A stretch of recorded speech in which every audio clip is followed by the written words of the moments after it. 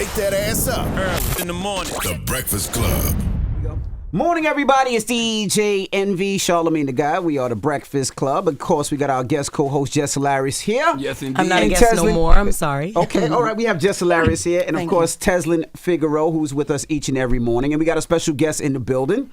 Now, he goes by the name of Jamaal Bowman. Congressman Jamaal Yes. Bowman. And I think you should start the show by really getting into Charlamagne. The way he talks about your district, which is the Bronx. He tells me the craziest people come from Florida and the Bronx, and there's no way you should let him talk about your district like that, because you represent the people. The congressman that's knows that. That's why he is in the position he's in, to try to clean it up and try to make it less crazy. But he also catered to the Bronx too, because he bought a little person from the Bronx in here with 8 teeth. Yes, he did. Well, the other day, he found a stripper from the Bronx. Yes, he did. A male goodness. stripper. So he used y'all for what he wanted to use y'all for. I mean, so real quick, the 16th district, yes, includes the Bronx. The Bronx created hip hop, so that's the reason why we all here. Perfect. So we got to uplift the Bronx there. It also includes Yonkers, so shout out Westchester. to the Locks, to Mary J. Blige, to DMX, and the whole Rough Riders crew. It includes Mount Vernon, New Rochelle, and it goes up to White Plains. So Greenburgh, Rivertowns, Sound Shore, Port Chester. So pretty much half of Westchester and like Edenwald and the Wakefield section of the Bronx. Gotcha. Yeah. All right, look, real quick. Before running for Congress, Yes. I know you was a total different person. Who was Jamaal? just Lil Maul. Jamaal from the Bronx. And then you got Jamaal. Who was Lil Maul from the Bronx? You know what I'm saying? No, pretty much the same dude. I mean, prior to running, I was in education for 20 years. Okay. I started out teaching in the Bronx at the elementary school in the South Bronx off 166 and Sheridan Avenue. Did that for about 6 or 7 years before becoming a high school dean and guidance counselor at the MLK campus near Lincoln Center. Did that for about 3-4 years, and I realized that, the education system wasn't really, in my opinion, unlocking the full potential of our kids. So I wrote a proposal to open up my own school, and I submitted that to the city, and in 2009, we opened up our own school in the Northeast Bronx, right around the corner from Boston Seacorp projects, across the highway from Co-op City. And I ran that school for 10 and a half years. And yeah, I just took my experiences as a student, which were, to your point, Got you. a lot of trouble in school, suspended multiple times, all of that.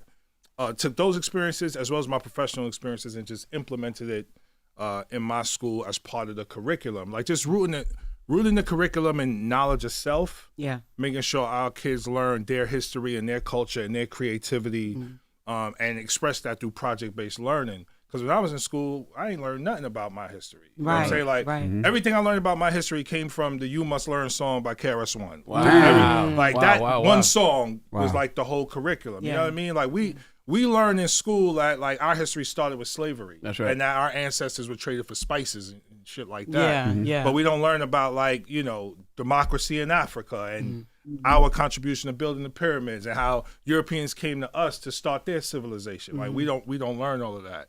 So I just took all that, and that's how I ran my school for 10 years. And then after doing that, it was like, you know what? I saw an increase in, like, self-harm with kids, like an increase in a lot of mental health challenges with kids in my school and in the community. And the year before I ran, 34 kids died within the K-12 school system in the Bronx, and 17 died by suicide. And many people saw when the kid Junior got jumped. I don't know if y'all remember. I do remember. Of course. Yeah. So the kid Junior, and that was mistaken identity. So on social media, jumped Junior, killed him. But right in Co-op City, 14-year-old girl was, bullied in school. Right after school, she goes to the top of a building, jumps off, kills herself. Right after school, in front of everybody. And then right up the street in New Rochelle, 2 girls get into a fight. One pull out a knife, stab the other, kills her. And no elected official was making a connection between the trauma that our kids go through and the fucking policies that we passing in Washington. That's right. Like, if you historically underfund schools, public schools, if you redline communities on purpose, if you don't provide job opportunities, entrepreneurship, don't invest in black business, if you don't do those things, and at the same time you bringing in crack, you bringing in, harm, people are going to harm themselves in their community. So for me, That's why I ran. I ran because of my students, my kids, and I wanted to bring just that voice to Congress. And how do we clean that working up? out. We talked about all those things. How do we clean up? What's your plan to clean that up? Because we see that not just in the Bronx, we see it in every borough in New York City. We see it all around the country. Every hood. Yeah, we see one that. thing black people got in common is poverty, right? We got to invest. We got to spend money, not just in the public side, but the private side. So when I'm calling for reparations, it's not just about repairing the harms of history. It's about repairing the harms of right now. Because when you look in poor communities, especially poor black and brown communities, when you look at life expectancy, when you look at wealth inequality, when you look at education, every metric you use, we at the bottom. And that's because of the historical harm. So we got to spend money. Some have called for up to $16 trillion in reparations for black people because of what has happened. So I support that. I support cash payments. I support other aspects of that, investments in housing, education. I mean, just take one policy. I'll just take one. Right after slavery, we were supposed to get 40 acres and a mule. Correct. We didn't. Lincoln was killed. New president came in. Congress passed something called the Homestead Act. So basically, when we expanded out west, most of that land went to white people, native and foreign born. Land is the foundation of wealth. Absolutely. And they have been building that wealth ever since, in addition to other policies that continue to support that, while we have been underfunded. So the short answer is money. The I guess more immediate answer for us is our own pursuit of knowledge of self and our own greatness, and investing in each other and building our own power. One other question. That's a short thing. A lot of people say that, especially in New York City, they saying bail reform is a good thing and it's a bad thing. They saying it's a good thing because people that, do low-level crimes and don't have the money are getting an opportunity and a chance. But also they're saying that it's a bad thing because a lot of these people are repeat offenders and they keep doing the same thing and they know they can come right out. What's your thoughts on that? So that's exaggerated. Most of the people who have benefited from bail reform do not commit crime again. So that's very exaggerated, and that's media driven.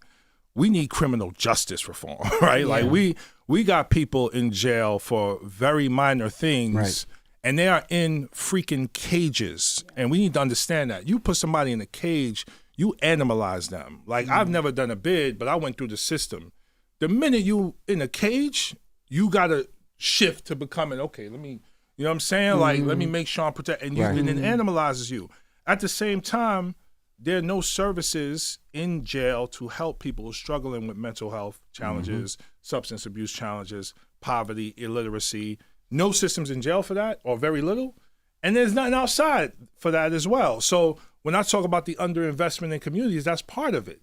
So you want to talk to me about crime and public safety, talk to me about anti-poverty programs, talk to me about jobs, talk to me about education. Most of the people locked up have been identified as having mental health challenge, substance abuse challenge, or learning disability. Right. Most of the people locked up, and we're not doing anything about that. And that's why, I'm an educator and I'm biased in this way, but we need massively more investments in education for smaller class size, better programs. Whatever they do in the best private schools, our kids in public schools need to be getting that. Congressman, I want you to meet Teslin Figaro. That's Teslin Figaro up on the screen. I introduced him already. No, but the camera's right there. Tez, I introduced him. Sound like you got a question, Tez. Yeah, I do. I have a follow-up question going back to reparations when you mentioned that, because you are an educator and I appreciate that. And I would love you to take an opportunity to educate people on something for me, Congressman. You mentioned you called for reparations, and a lot of people are confused on what that actually means. We know Representative Cori Bush just introduced a resolution for $14 trillion for reparations. Explain the difference, because, there's critics out there that say a resolution is just a nothing burger, nothing different than HR 40 and a study. Explain the difference so people can understand the difference between a resolution and a bill and what you're actually calling for. And in addition to that, how can local offices, I push for local representation all the time, explain to the folks how they can even help you on the local level, like what we see with Reparations Task Force and so forth, in order to give you the muscle, if you will, to be able to push those things forward. Yes. So thank you for that question. Shout out to Cori Bush for introducing the resolution. So a resolution is a vision statement. It's a vision for what we want and where we need to go. It's a vision statement. What comes from that resolution are multiple pieces of legislation that will be introduced to support parts of the resolution. Does that make sense? So Correct. Initially, resolution, vision statement. The vision is we need $14 trillion for reparations because of boom, boom, boom, boom. Now from that, okay, how do we get there? one piece of legislation could be something that focuses on housing and land. Another piece could focus on universal health care. Another piece could focus on free college or whatever. Another piece could focus on cash payments. So that's what that is. So it's not a nothing burger. It's a vision statement, just putting a line in the sand. H.R. 40 is a bill looking to form a task force to study the need for reparations. I support H.R. 40, but I think it needs to evolve. The first time it was introduced, I think, was like 41 years ago, if I'm not mistaken, by Representative John Connors, rest in peace. So 40 years ago, maybe we needed a study. But now we have a lot of data that already tells us we got to do something about this, right? And so I support that, but we need an evolution. What my office is working on and other offices are working on are legislation related to reparations. Now, to your point about local elections, there have been counties and cities, and even the state of California, which is like probably the biggest one, that formed a task force to study this in state. And they have come up with, X amount of dollars that need to be paid to Black residents in California due to reparations. That would be dope if it was done in every state, in all 50 states, and at the federal level. And to your last point, none of this happens if people don't get engaged in democracy and in the political process. Like, I understand why people are disenchanted from politics because the shit never worked for us. Yeah. But it's like a paradox. It ain't going to work for us until we make it work for us. And I'm a living example of that. I ran against someone who was there 31 years. He was chair of a powerful committee. No one thought he had money. No one thought we had a shot. But because we organized on the grassroots level and knocked on every door in my district multiple times for a year, people came out, we were able to win that election. Now you got someone who's the first person of color sitting in that seat, first Black man ever sitting in that seat, speaking what I'm speaking. We need that in every corner of the country, every district, every state, because the biggest issue is low voter turnout. So we could turn Texas blue quick, easy. We could turn if we turn out. We could do the same thing in Florida. We could do the same in a lot of red states. All the things we want: reparations, child care, universal pre-K, investments in educate, healthcare. That only happen if you get the right people in office. Yeah. If we don't get the right people in office, it's a wrap. And you'll have one senator, Joe Manchin, shut the whole thing down. Like if Manchin went with Biden's agenda last term, and I'll stop on this, we would have had universal child care. Yeah. It means free child care right now. We would have had universal pre-K. We would have had paid leave. We're the only developed country in the world without paid leave, which is crazy. Right now, affordable housing, crazy. You can't find affordable housing. $400 billion was in this package last Congress. We couldn't pass because of Senator Manchin and Sinema. So yes, you're right. Like engagement, deep engagement in democracy. We need everybody on deck. What I like about you, Congressman, go ahead, Ted. You got a follow-up? Yeah, just follow. I agree that turnout is a problem, but the larger problem is who are they actually voting for? Yeah. And so when people are not turning out, I always try to make sure that I'm not blaming the voter. I blame the lack of bench. You've talked about this before on saying that Democrats haven't done a great job on actually having a bench. You're the only one that's bringing the smoke. Shout out to you, for actually bringing the smoke like you've done with Green, like you've done with Thomas Macy, like you have really challenged people in a very loud way to make sure they understand your position. So one of those things is more just a statement on how, can we get more people that they actually want to vote for? There always will be more people that do not vote than do vote. But where are the candidates and how are those candidates being able to move forward and getting the support that they need in order to run? Yeah, can I say one thing to that? Of course. Yeah, absolutely right. I agree with that 100%. And what you highlight is a disconnect within the Democratic Party. You have the traditional Democrats who want to keep things traditional and only communicate to the people who vote all the time. And then you have people like me, Cori Bush, AOC, Ayanna Pressley, who want to transform the party and politics in our country. And we know we got to engage in communities that y'all have ignored for decades. So you're absolutely right. If we do that, you find candidates who will rise up and be like, you know what, let me give this a shot. And then you'll inspire people. One of the things I felt when I ran, I was like, I got a shot because I was a principal in this district for 10 years. So I knew like 97%, not 100%, but 97% of the kids and their families like would big me up, would have good things to say about me and would spread the word based on my record in that district.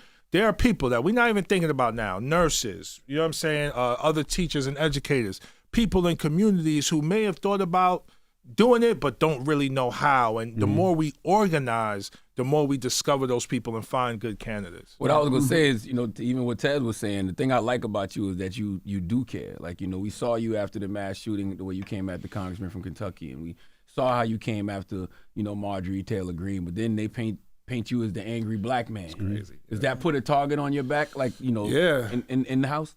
Not in the house, but, I worry about what happens outside of the house. Okay. You know what I mean? I don't mind that. I mean, it is what it is. This is their playbook, right? Like, they are afraid, but they're not afraid of my physical mannerisms. They're afraid because I fucking got something to say. You know what I'm saying? And they've tried to miseducate us and mislead us and all of that for centuries, right? Now that we are taking our power back, that's what they're afraid of. They're afraid of white supremacy and the white supremacist infrastructures of crumbling because we got knowledge of self and we're exercising our power. So, yeah, it was kind of crazy because if you watch my interaction with her, like, I'm laughing, she laughing, like that's it was right. Like, then the next morning, 180 degrees, his mannerisms, and I'm like, oh, I see what y'all doing there. That white women have been getting black men killed with that energy for years. Yeah, like, and first is the skin, first is how we, second is how we physically look, but third and most important is how we articulate ourselves. And one of the reasons why I've been loud at this Congress, first of all, it started with Massey.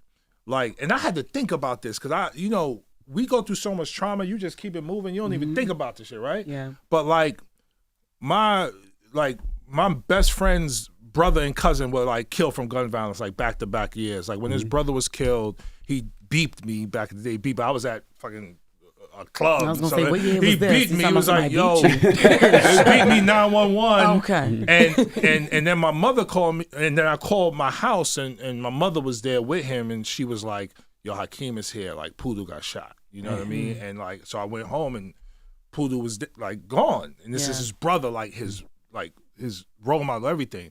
The next year, his cousin got shot. A couple years later, another best friend and his sister, who's my homegirl, got shot and her 8-month baby killed. On and on and on. Like, it's like my whole life has been, when I was in high school, I went to August Martin in Queens.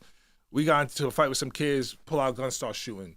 Same summer, gun violence has been in my life forever, but I didn't really connect it to like the mass shootings and the day-to-day shootings today because I'm like, well, I haven't been shot, but if you're in the proximity of it, it impacts you too. Yeah. So I was thinking of that, and I was thinking of a casket of a 9-year-old. And how, like, the size of it, how small it was. I was thinking that when I came out the house and started yelling at reporters to tell Republicans to do something about gun violence. And that's when Massey approached me. But that's why it's important to have regular people in Congress, like everyday people who have gone through some shit. Yeah. Right? Because Congress is mostly millionaires or lawyers who come from privilege, who haven't had many real life experiences. And that's why we gotta, again, grassroots organizing, get people involved to make sure we elect everyday people who have been through something. That's why I appreciated it though, because like, we see people like President Biden, all you had was, there's nothing I can do, and you're the president of the U.S. Yeah. I can't do anything without Congress. I'm I'm beholden to them until they do something. Like, I'm like, damn, you got the biggest bully pulpit in the world, and that's all you can come up with? Yeah. I don't know if he said that. Did he say that? I know a Republican rep said we can't do anything. No, Joe Biden's exact words was, what did he say? I don't remember the exact words, but he basically said I can't do anything without Congress. Yeah, so which is true, but damn. Congress can do the most. Congress has to do the most. But the president has done a few things. He signed some executive orders to deal with the issue of ghost guns, for example, which are also a big issue.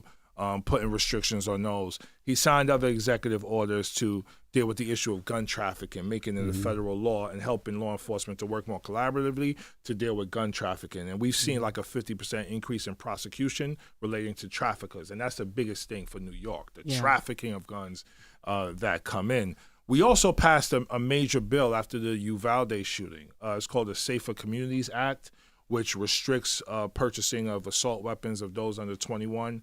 Not nearly enough, but it's a good start, and also makes a lot of investments in mental health. So there has been some movement, and he's partly right though, and this is what I keep saying. Like Congress right now in this coming year, everybody's going to be looking at the president, but we got 33 Senate seats up for grabs, and the whole House. So if we're able to win, let's say 3 or 4 more additional seats, Democrat on the Senate side, and flip the House back to us and win the White House, we can do something major on gun violence. And we can do something Representative major Bowman, on voting rights and other issues as well.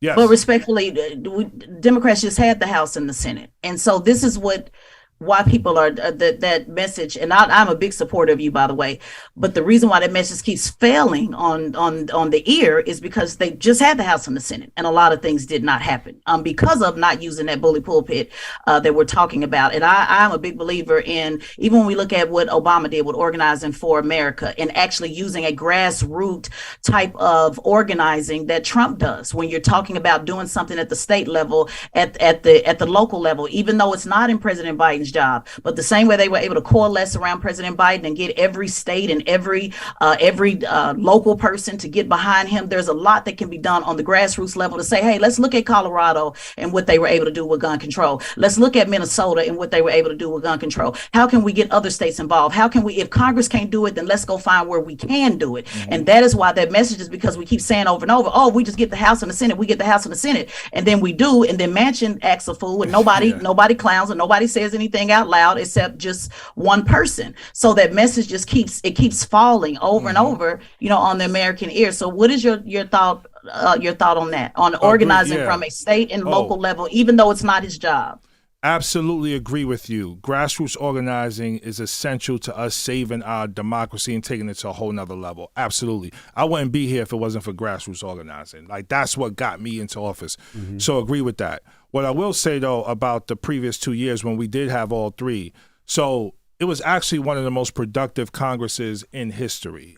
We were able to pass the American Rescue Plan, the CHIPS and Science Act, the Safer Communities Act, and the Infrastructure Bill.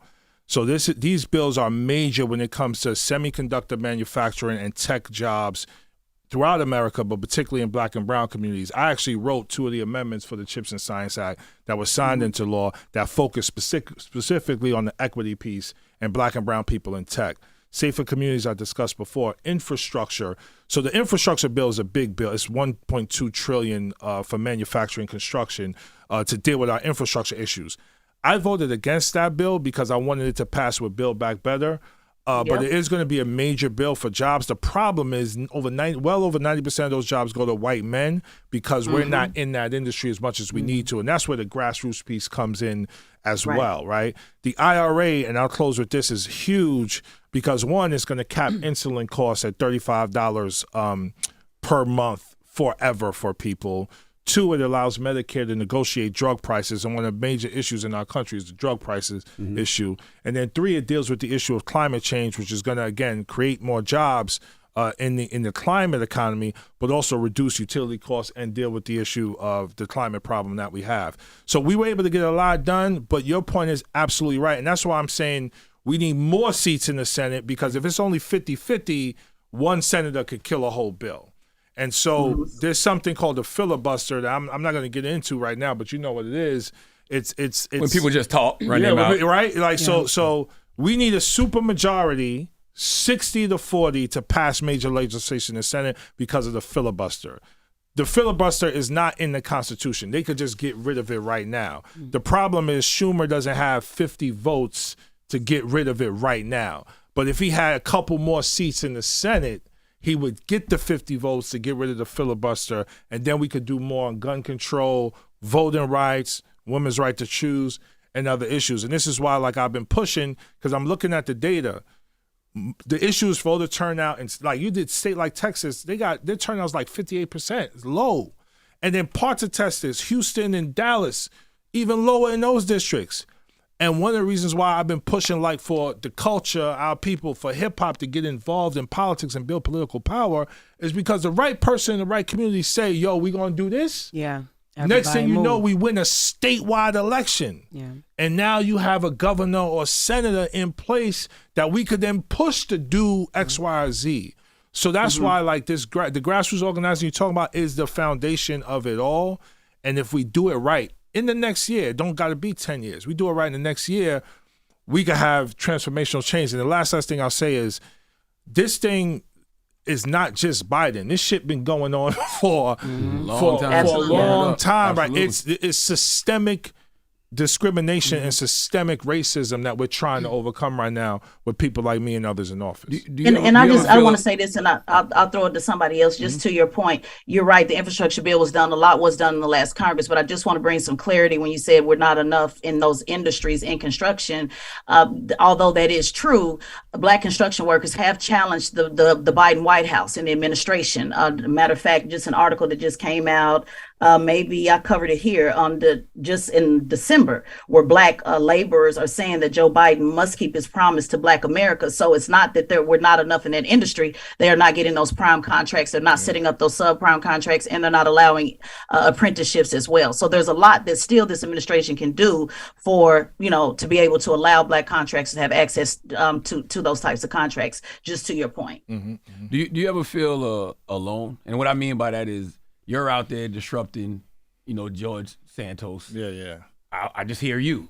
Then when it's Marjorie Taylor Greene roll up on you, it's just you. I actually saw other people. I saw AOC tell you she's not worth it. Yeah. In that moment, to me, I'm like, well, damn, it's a Black man arguing with a woman. Yeah. I felt like AOC should have pushed you out the way. Absolutely. She should have bought this vote. Yeah. So, I don't, because, the squad winning in 2018 and how they do their politics was very inspirational for me. Because they created a footprint for me to come in and say what I need to say. Because they were, remember, you had Trump chanting, they send them back to their countries, and Trump, the president, was going after them constantly, 4 women of color, and we know why he was doing that. So they were a big inspiration for me even running, and now that I'm in, I'm a part of that crew that is trying to be disruptive in different ways. Even though that moment may have looked, how it looked. Representative Bowman, it's okay. I'll say it. AOC should have jumped in and you ain't gonna say it. I'm gonna say it. AOC. If a man is arguing with a woman, that's right. No, she popped that off on crazy. Twitter. So AOC that's right. On Twitter, she's always saying, "Oh, I'm AOC. I'm from New York." Next time, jump your ass in. I got this. That's right.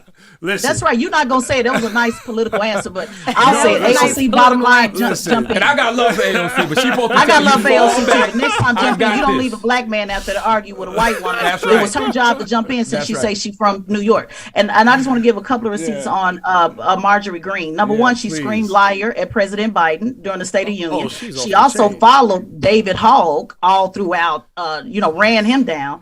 And then she came to New York screaming and yelling. Yeah. So she doesn't have the best record when it comes to decorum. She was a keynote speaker at a white nationalist convention. Absolutely.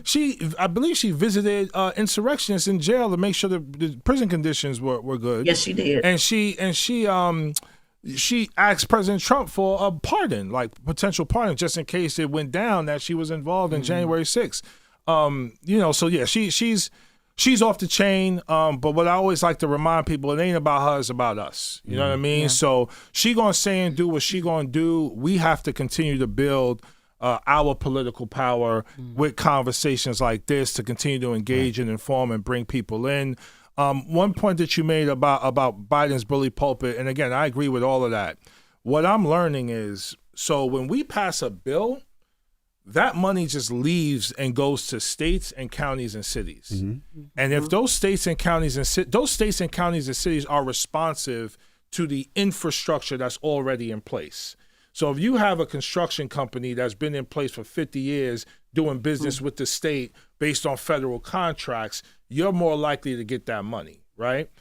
And most of those companies are white companies. So the bill is passed by the feds, the money comes to states and counties and cities, and then they decide on what to do with it. What we've been trying to do is help to build the Black and brown infrastructure to go after those contracts and go after those grants. Right. Because if it's not in place, you're going to be less likely to receive those grants versus the Building Trades Association that's been doing business in New York State for decades, sometimes even hundreds of years. Right. And again, this is another manifestation of white supremacy and how it lives in institutions, not just with individual people. Right. Yeah, thank you for that clarification. How can people support you if they want to support you and follow what you're doing out there? Oh, damn, that's nice. Go to bowmanforcongress.com and please make a contribution to our re-election campaign. I mean, that's always something that's incredibly helpful.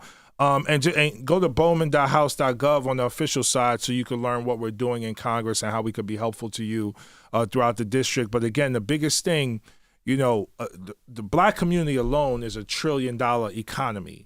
Hip hop community is even more than that. If we start leveraging that money to help us win elections locally and nationally, we change the game and pretty much overnight, because we've been able to build capital because of our greatness and creativity, right? We got to leverage that capital in the way other groups do it. Because I'll tell you right now, fossil fuel companies, pharmaceutical companies, pro-Israel lobby, they hit my office constantly, telling me to do this or this or this on a particular bill.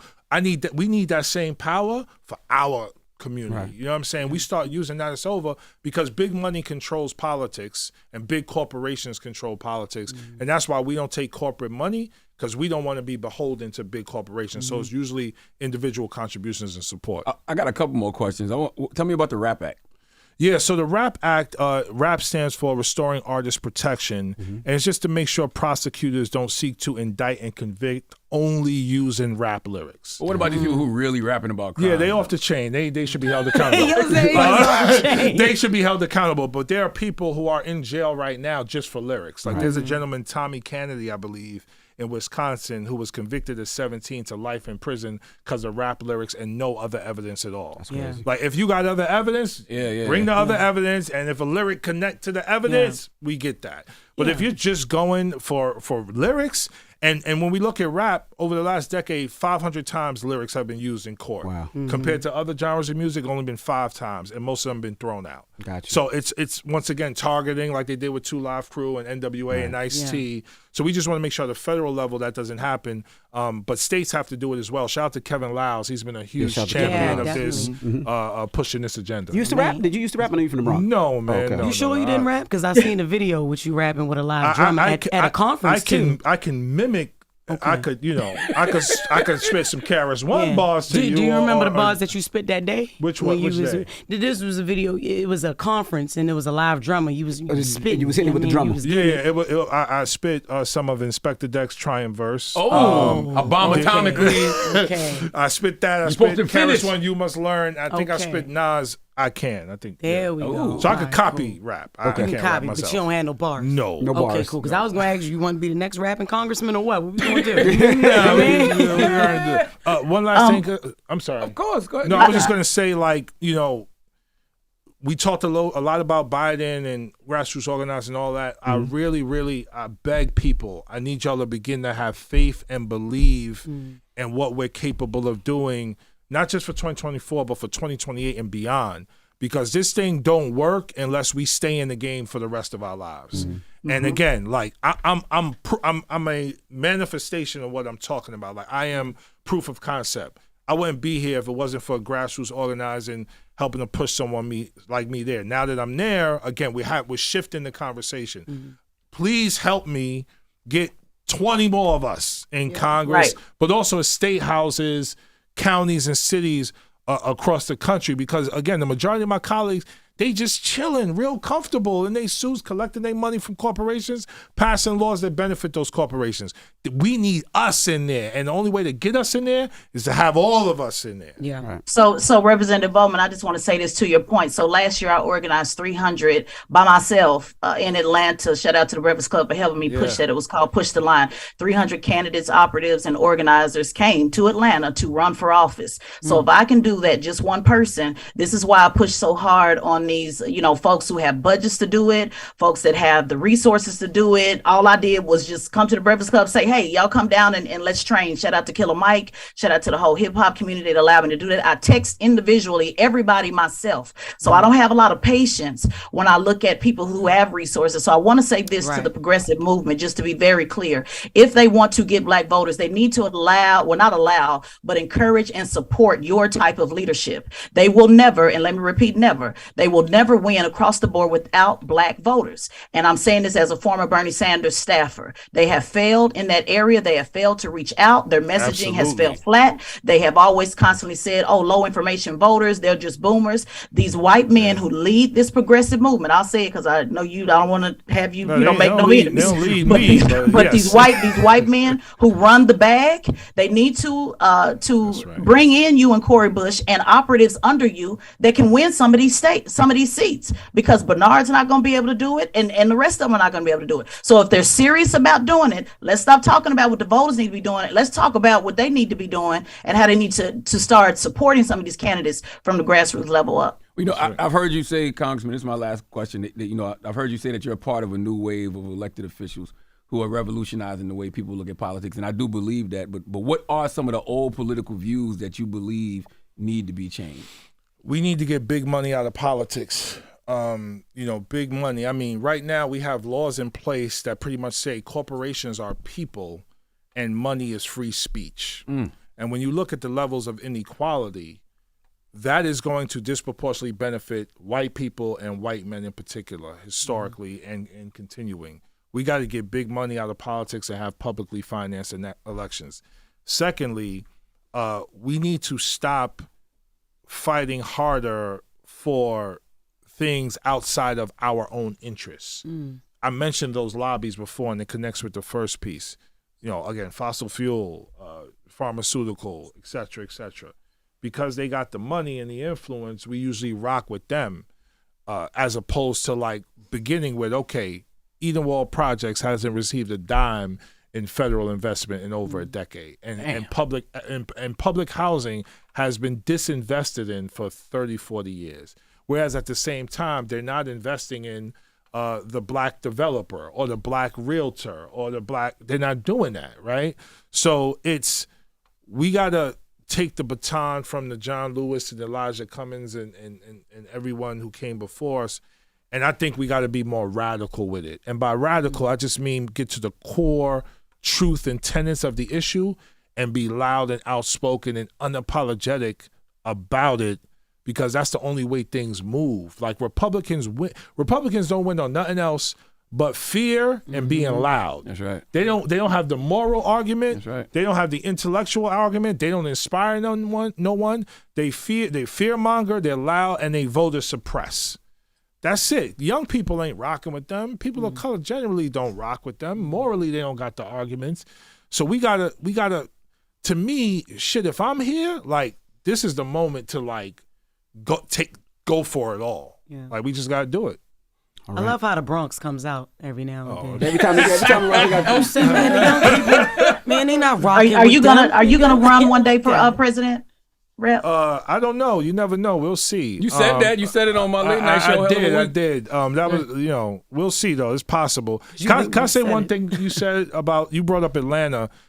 There's a lot of opportunity in the South right now to do big things in politics.